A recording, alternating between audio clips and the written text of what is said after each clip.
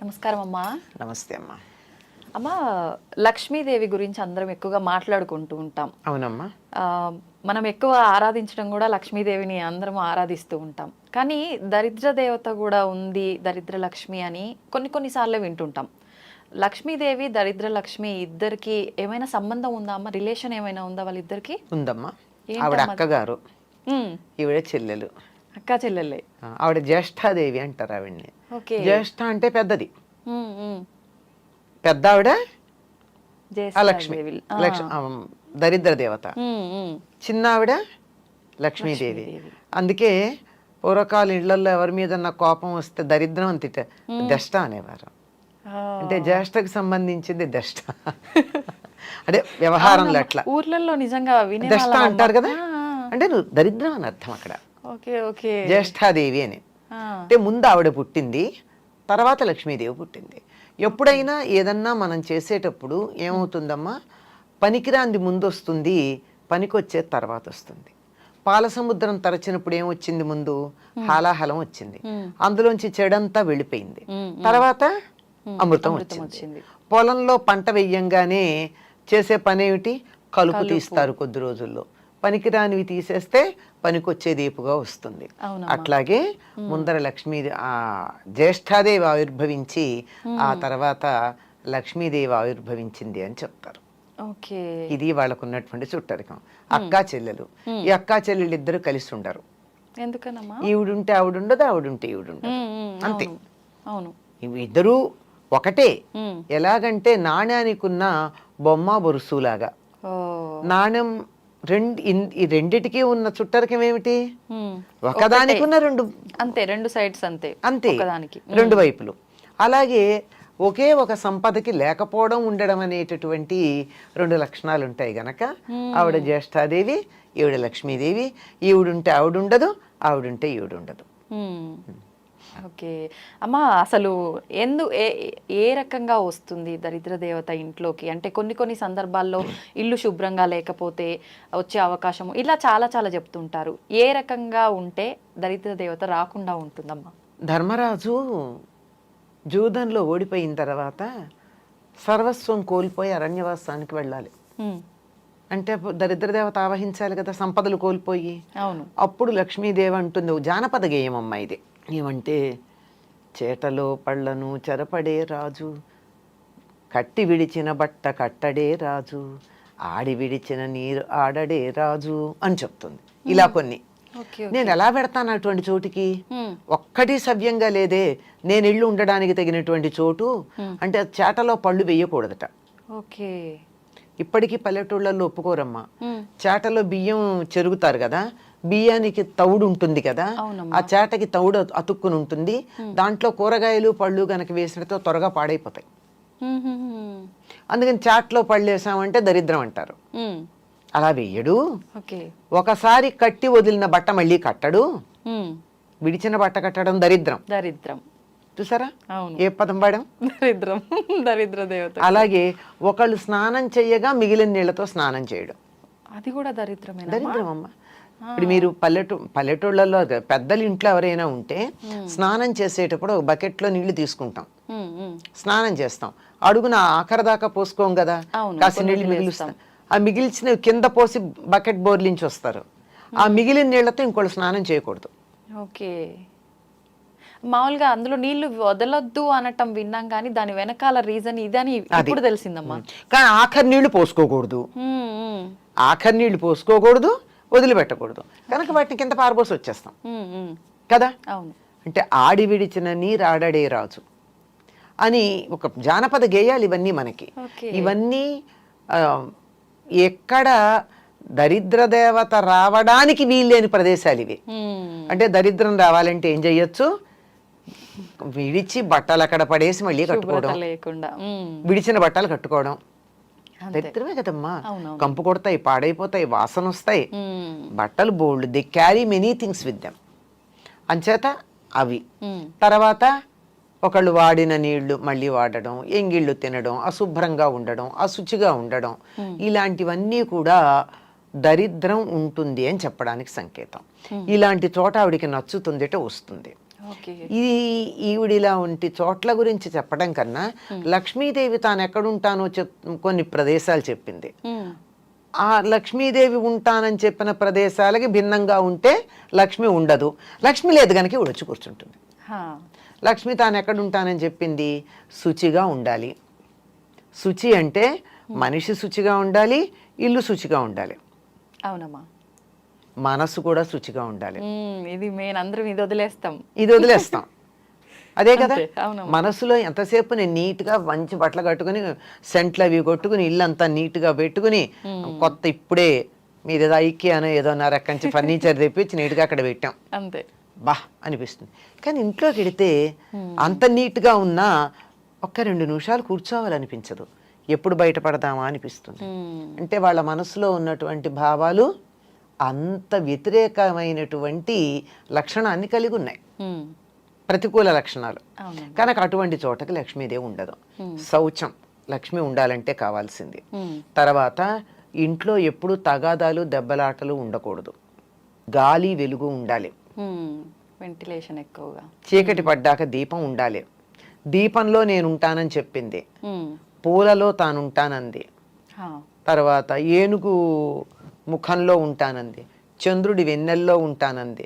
లక్ష్మీదేవి ఉంటానని చెప్పినటువంటి వస్తువులు ఇవి మన దగ్గర ఉన్నట్టయితే లక్ష్మి ఉంటుంది. ఈ మధ్య ఎవరో ఈ ఏనుగు ముఖంలో లక్ష్మీదేవి ఉంటుంది కనుక ఇంట్లో ఏనుగులు పెట్టుకోండి అని చెప్పి షాప్ పేరు కూడా చెప్పారు, ఎక్కడ దొరుకుతాయో.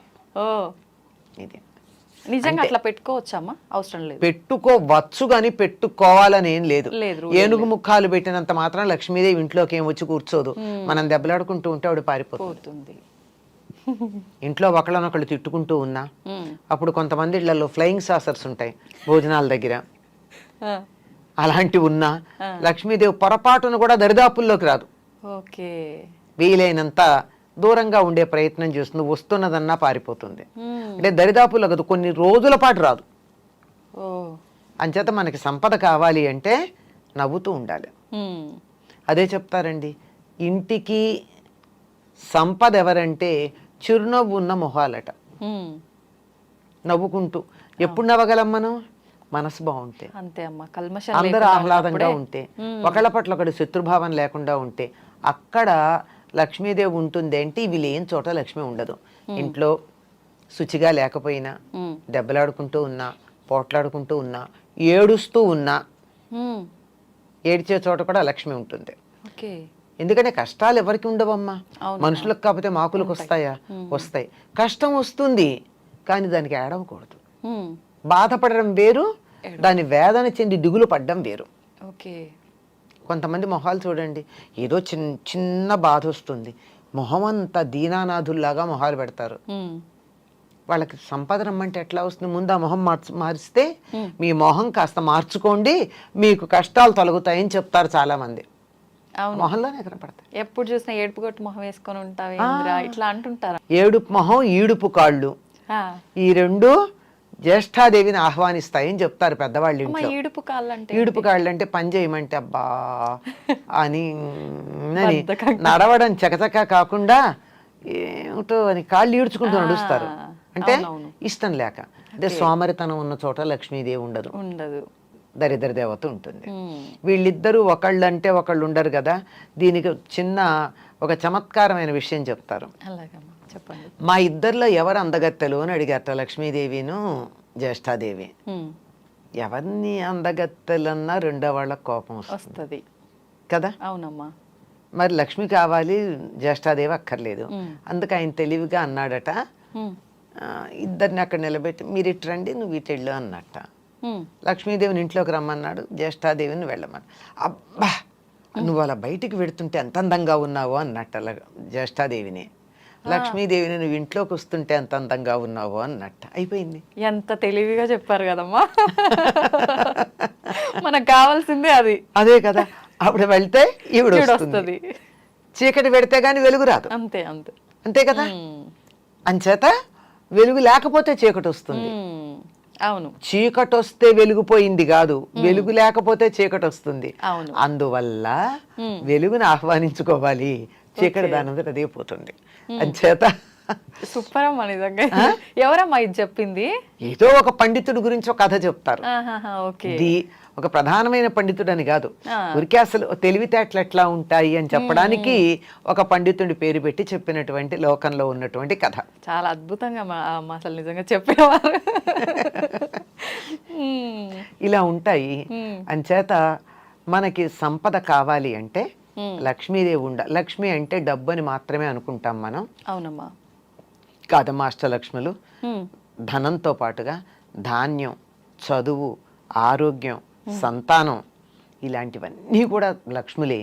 ఇవన్నీ కూడా మనకు అనుకూలంగా ఉండాలి అంటే ఎప్పుడూ మనం ఆహ్లాదంగా ఉండాలి, నవ్వుతూ ఉండాలి, ఇంట్లో గాలి వెలుగు ఉండాలి, శరీరం మనసు కూడా శుచిగా ఉండాలి.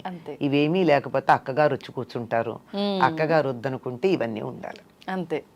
మనం తన కోసం పెద్ద ప్రయత్నాలు ఏం చేయాల్సిన అవసరం లేదు. లక్ష్మీదేవిని ఆహ్వానించాలి, మనకు కావాలి ఇవన్నీ అనుకుంటే ఆటోమేటిక్ గా వెళ్ళిపోతుంది. ఇందులో ఏదన్నా డబ్బు పెట్టి చేయాల్సిన పని ఉందమ్మా? లేదమ్మా. నవ్వుతూ ఉండడానికి డబ్బు అక్కర్లేదు కదా. లేదు. మనసు ప్రశాంతంగా ఉంచుకుంటే సరిపోతుంది. ఇల్లు శుచిగా పెట్టుకోవడానికి డబ్బు అక్కర్లేదు కదా. అవును. పోట్లాడుకోకుండా ఉండడానికి డబ్బు అక్కర్లేదు కదా. తిట్టుకోకుండా ఉండడానికి డబ్బు అక్కర్లేదు కదా. ఏడవకుండా ఉండడానికి డబ్బులు అక్కర్లేదు కదా. ఇవేమీ డబ్బులు అక్కర్లేకుండానే మనకి లక్ష్మి వచ్చేటటువంటి సాధనాలు. అంతే, మనం రూపాయి ఖర్చు చేయాల్సిన అవసరం లేదు. కానీ చాలా మంది ఇవన్నీ జరగాలంటే ఈ రెమెడీ చేయాలి, ఆ రెమెడీ చేయాలి, ఇలాంటివన్నీ చెప్తుంటారు కదమ్మా. అసలు ఇవన్నీ వర్కౌట్ అవుతాయా? అవ్వవని అనిపిస్తుంది ఇప్పుడు మీరు చెప్పినవన్నీ వింటే. ఇవన్నీ ఈ లక్షణాలని తీసుకొచ్చే సాధనలకు మనకు వస్తాయి అంతే. ఓకే. ఇప్పుడు మీరు ఈ జపం చేస్తూ కూర్చోండి అంటే తిట్టకుండా ఉంటారు అంతసేపు, చాలదు. అంతే అంతే కదా. ఏదో దేవుడు పూజ అనగానే జపం చెయ్యాలి అంటే శుచిగా ఉంచుకుంటారు కదా మిగిలిన సమయానికన్నా. ఇలా ఉపయోగపడతాయి. లక్ష్మీదేవి రావడానికి కావలసినటువంటి వాతావరణాన్ని కల్పించడానికి ఉపయోగపడతాయి. ఆ వాతావరణం మంత్రం లేకుండా కూడా మనం కల్పించుకోవచ్చు. అంటే మంత్రాలు వద్దని కాదు, వాటికి శక్తి లేదు అని చెప్పట్లా నేను. అవన్నీ చెయ్యలేకపోయినా ఇలా ఉంటే వస్తాయి. చేయగలిగితే చేసుకోవచ్చు, చేయలేకపోతే విచారం అవసరం లేదు. మళ్ళీ మంత్రం అంటే మనం చెప్పే విధానం అటు ఇటు అయినా కూడా మీరు అన్నట్టు అర్థాలు మారిపోతున్నాయి. దానికన్నా మనం ఇదంతా మీరు చెప్పినట్టు చేసుకోవడమే బెటర్. హాయిగా ఉండండి. అంతే అంతే.